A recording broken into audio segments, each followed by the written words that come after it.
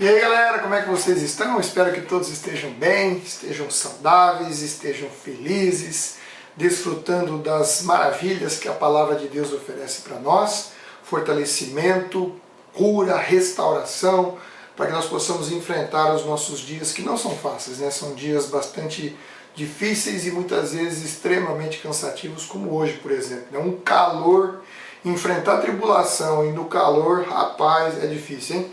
Vamos lá.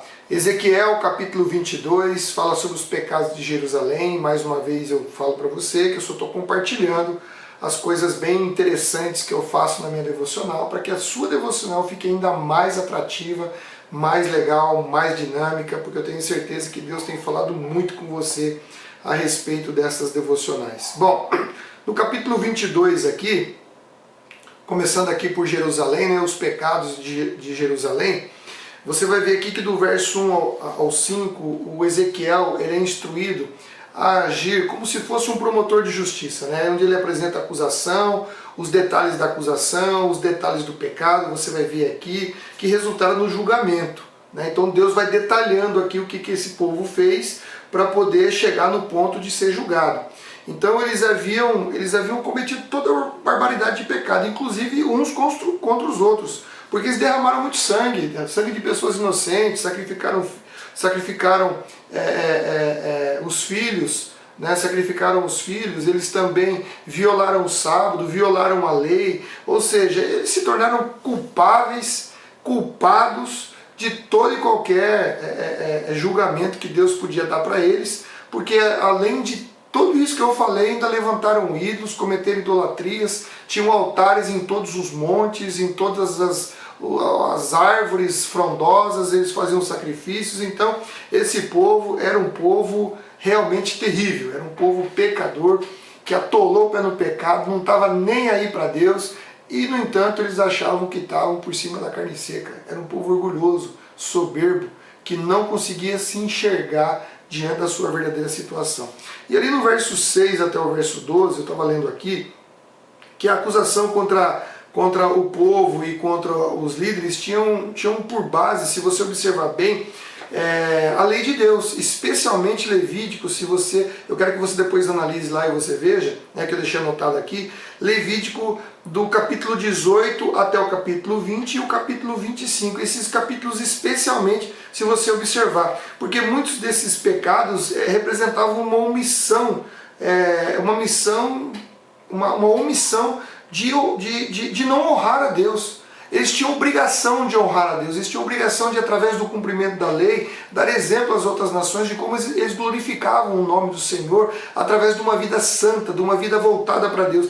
E eles não fizeram isso, né? Eles não confiaram em Deus, não confiaram nos seus mandamentos, foram infiéis à aliança, e porque foram infiéis à aliança que Deus havia feito, eles estavam sujeitos à maldição da aliança, conforme nós já estudamos lá em Deuteronômio capítulo 8, do verso 19 e 20, e o 28, do 15 ao 68, tá bom? Eu quero que você leia depois esses versículos aqui que eu acabei de mencionar, e você vai compreender esse contexto aqui do 1 até o 12, tá? Vai descrever os pecados, Ezequiel está como um promotor aqui acusando, e você vai ver a relação desses pecados com relação à negligência e à omissão desse povo, que deveria ser, na verdade, um exemplo para as nações, né, onde o nome do Senhor seria exaltado. É a mesma coisa que nós, crentes, hoje. É a mesma coisa, né? Nós que somos cristãos, que confessamos o nome de Jesus, que declaramos com a nossa voz lá o que está escrito em Gálatas 2:22,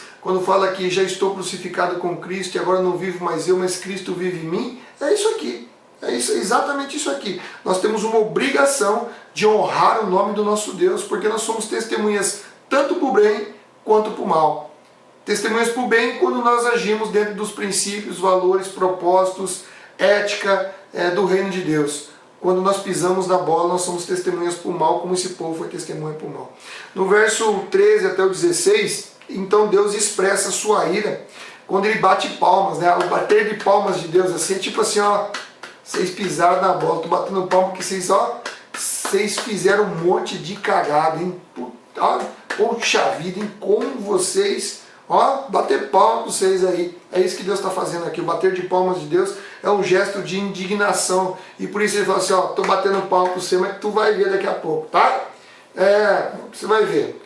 Você vai ver o que é bom para tosse e não é xarope não. É isso que Deus está falando para eles. Né? Eles vão pagar caro pelo que eles fizeram.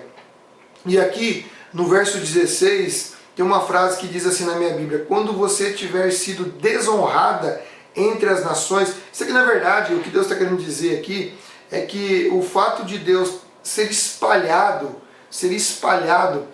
entre as nações, soaria como uma desonra para Deus, como se Deus não tivesse sido capaz de cumprir o propósito dele, de fazer com que o povo tomasse posse da terra prometida. Entendeu? Então seria para Deus como uma desonra, porque ele prometeu que daria posse para o povo e depois ele está espalhando o povo pelas nações. Mas o que acontece? Deus prefere essa desonra, olha que coisa, que amor, cara.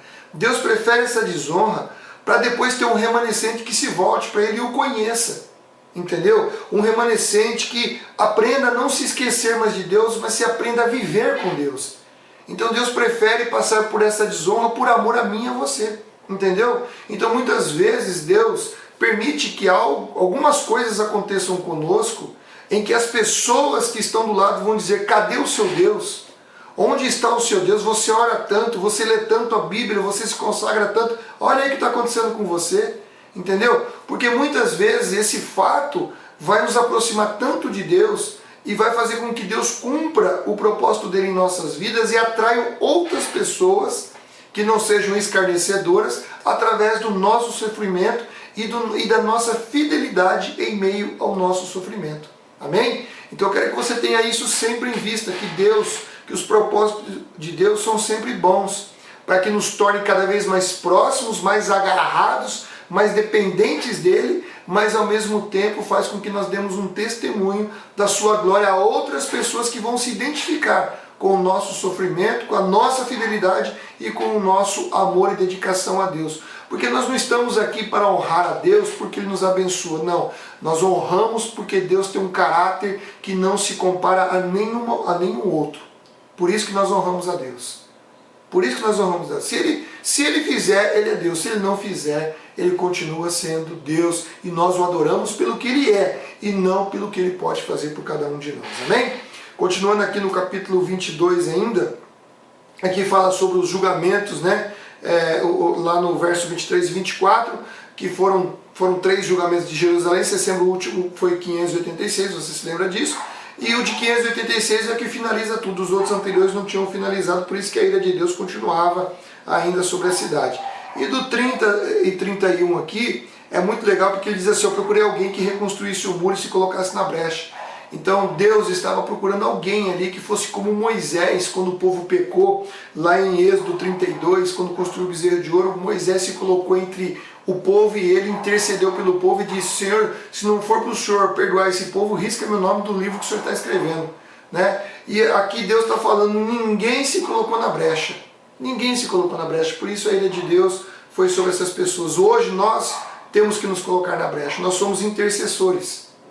Nós somos o povo de Deus e nós somos intercessores. Nós temos que nos colocar na brecha em muitas e muitas situações, para que a ira de Deus não recaia sobre o povo, mas que a graça de Deus alcance as pessoas e elas possam ser perdoadas e alcançadas por Deus. Amém? Lá no capítulo 23 fala das 2 irmãs degeneradas, e aqui, meu amigo, aqui o bagulho é louco, porque Deus usa expressões muito fortes, expressões fortíssimas, quando ele fala de Samaria como a filha, como a Olá, né, como a irmã Olá, e Jerusalém como o Olibá. E essas duas irmãs eram 2 prostitutas, né? Deus as compara Samaria e compara Jerusalém a 2 prostitutas da pior espécie que você pode imaginar, que nós já falamos anteriormente, e eu não vou gastar meu tempo com isso aqui, tá bom? E aqui fala primeiro de Samaria, que se prostituiu, e depois fala também de Judá, que foi mais do que Samaria. Samaria se prostituiu quando saiu do Egito, as duas, né, quando saíram do Egito, elas não largaram a mania de prostituição. e Samaria se prostituiu com a Síria, e Judá se prostituiu não só com a Síria, mas também com a Babilônia. E aqui faz essa referência aqui das alianças com a Babilônia, e meu despertador despertou aqui agora, já desliguei ele, e fala aqui, porque essas alianças que tanto Israel quanto Judá, tanto Israel e Samaria, quanto Judá e Jerusalém queriam fazer com as outras nações, na verdade era falta de confiança em Deus, então era um adultério espiritual, porque a nossa confiança não está nas pessoas, nossa confiança está em Deus. Né? Se você está sofrendo hoje com alguma enfermidade, com algum problema grave, lembre-se de uma coisa: nós temos médicos, nós temos remédios, nós temos tudo. E louvamos a Deus por isso, pela capacidade de cada um e pelas coisas que os remédios podem nos trazer de bom. Mas a nossa confiança de cura e restauração está em Deus, porque é Deus quem faz com que as coisas realmente aconteçam. Amém? Nós louvamos a Deus por tudo que o mundo pode nos dar, pelas bênçãos que Deus dá através dos médicos, através dos remédios, através de tudo. Mas a nossa grande esperança está somente em Deus, porque Ele é Deus que cura, né? Jeová Rafá, o Deus que cura. E lá no verso 19 e no verso 20, vai falar que isso é interessante, cara, porque fala assim, que na juventude ela se prostituía no Egito, ou seja, tanto Israel quanto Judá, eles olhavam para o Egito e não se lembravam da fornalha do Egito, se lembravam somente dos prazeres do Egito. Memória curta, memória curta. Tem pessoa que está comendo bolota de porco e está dando risada, né? Comendo bolota de porco e dando risada, não pode. Nós temos que nos lembrar da escravidão, nós temos que nos lembrar dos momentos de aflição e de angústia, porque as pessoas olham para trás com saudade, não pode olhar para trás com saudade, você tem que olhar para trás com indignação, você tem que ver o momento que você está vivendo com Deus. Esse momento é um momento com Deus que vai te levar para a eternidade, porque o que o mundo oferece é passageiro e não acrescenta nada para a eternidade com Deus, amém? Lá no verso então 22 a 24, fala que a depravação de Jerusalém tornou então um julgamento inevitável, não tinha mais como. Você vê aqui, o resultado aqui era inevitável. Então,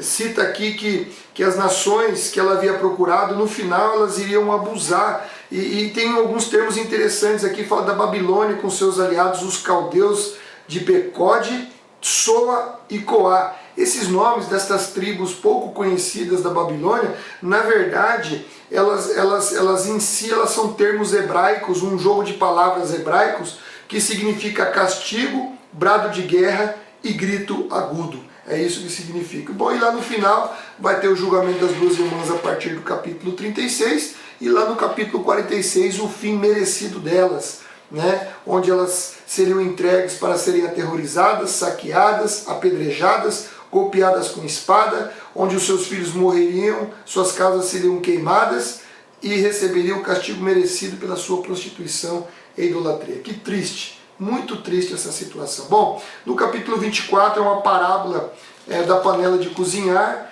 e você põe a carne na panela para cozinhar, só que essa panela estava estragada. Então aqui o povo era rebelde, o povo traiu a Babilônia no acordo que tinha com eles, que vai falar do rei Joaquim, traiu a Babilônia, do mesmo jeito que traíram a Deus. E do verso 6 ao 8, Deus deixa bem claro que não havia mais como limpar essa panela, porque o sangue já tinha corroído, tinha feito com que houvesse ferrugem nessa panela. Então Deus está dizendo o seguinte: olha, como vocês derramaram sangue, e nós temos que nos lembrar de Levítico 17:13, o sangue deveria ser derramado no chão do sacrifício e coberto com terra. E eles fizeram o quê? Cobriram o sangue, derramaram o sangue no chão e não cobriram. Eles eram duas vezes culpados. Primeiro que derramaram o sangue inocente, e depois que ainda violaram a lei de Deus.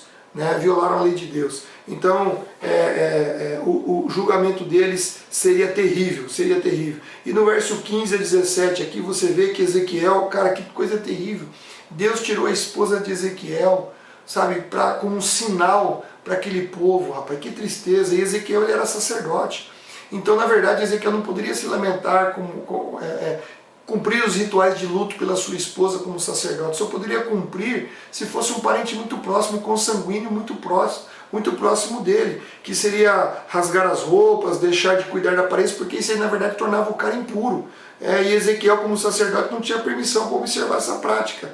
né?